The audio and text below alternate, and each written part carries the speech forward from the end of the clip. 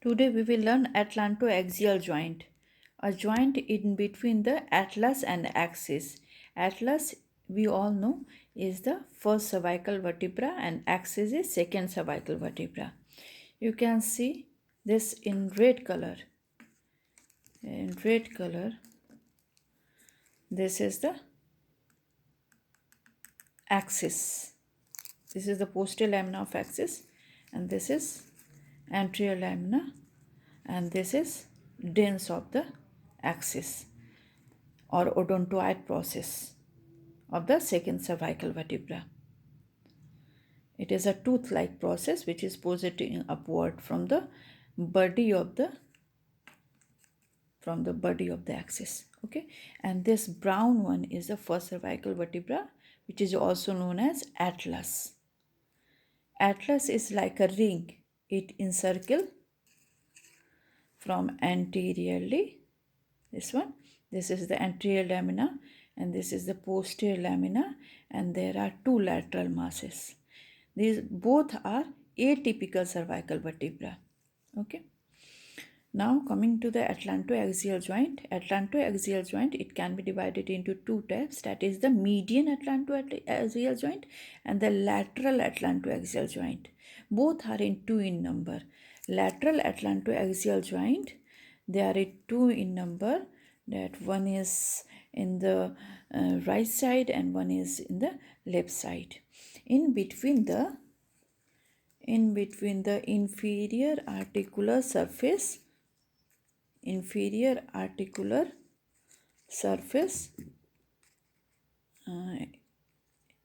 the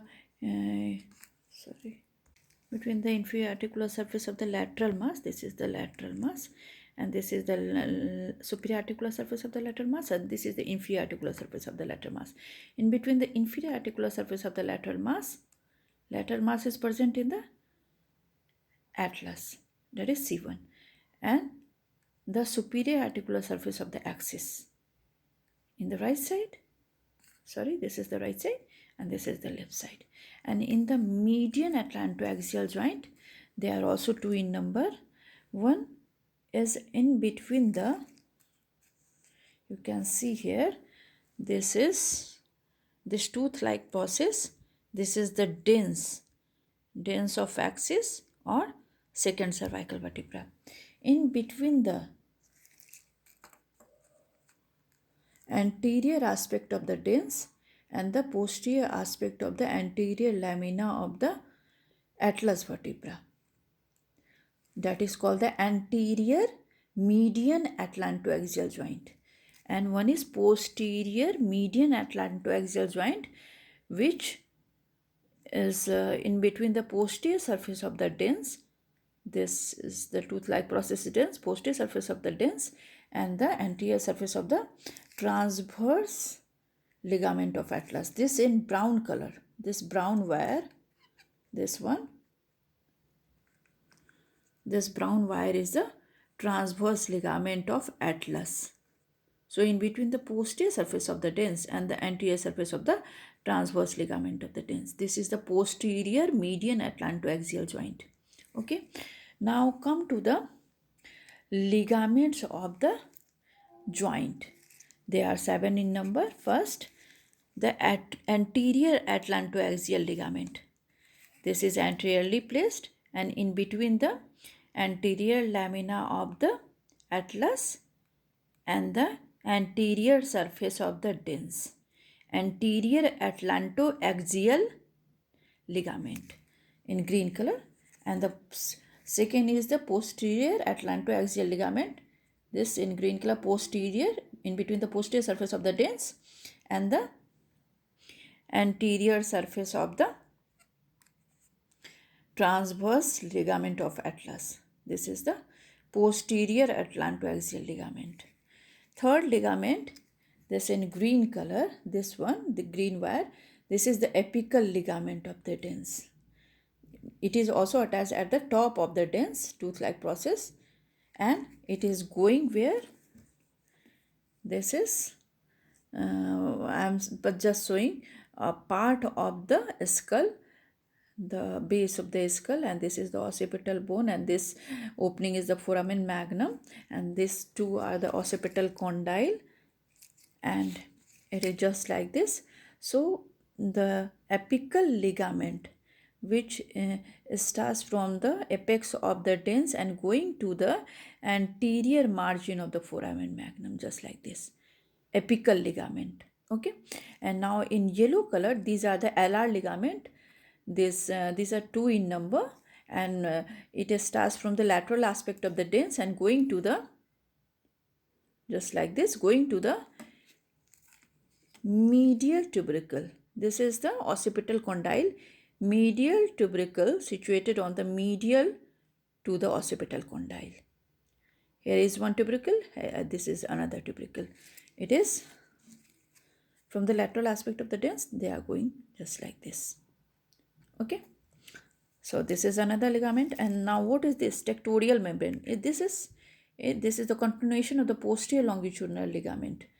Posterior longitudinal ligament, it runs on the posterior aspect of the in whole vertebra in the longitudinal axis.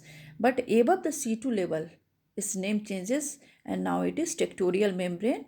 It starts from the posterior aspect of the body of axis, that is the second cervical vertebra, and going, it is just like this, going to the anterior margin of the foramen magnum. Okay, and now what is another is the posterior atlanto-occipital membrane. Yeah, this is not like this. Yeah, it's just like this. Okay, the posterior atlanto-occipital membrane, this one is the posterior atlanto-occipital membrane. It atlanto means atlas, that is the first cervical vertebra. Atlanto-occipital, that is the occipital bone. Posterior, that is posteriorly placed. Posterior atlanto-occipital membrane, it is just membrane like.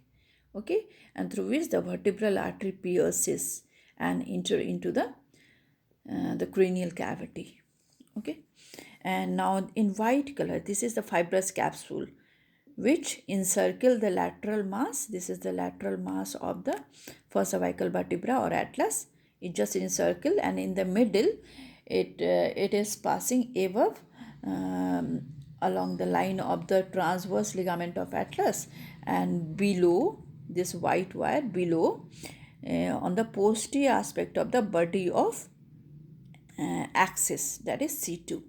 Okay, that is fibrous capsule.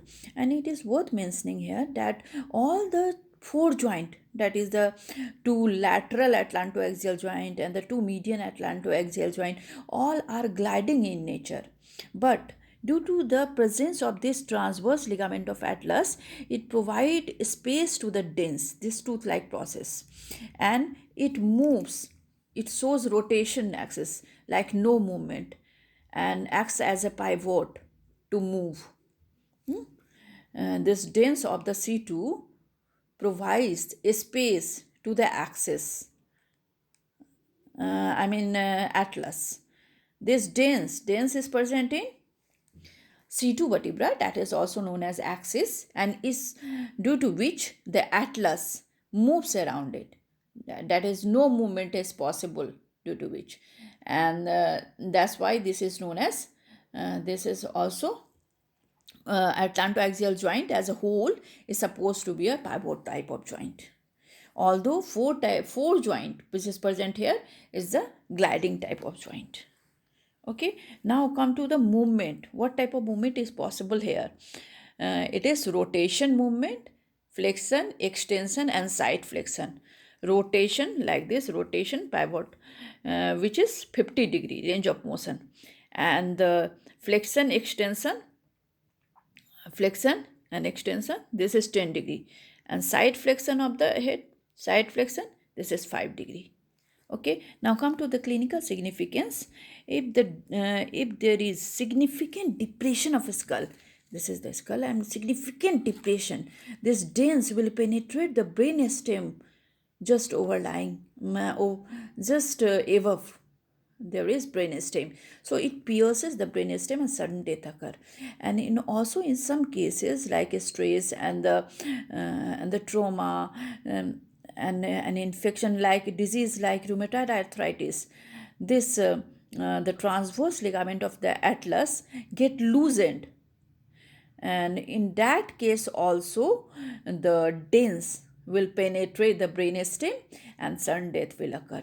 Okay, and now one case in which the LR ligament, this LR ligament in yellow color, they are two in number, they get loosened and there will be more range of motion. Okay, and third is sometime this posterior atlantoacial membrane, which is like a membrane, it get calcified, and that foramen through which the vertebral artery enters into the cranial cavity, it turns into a foramen.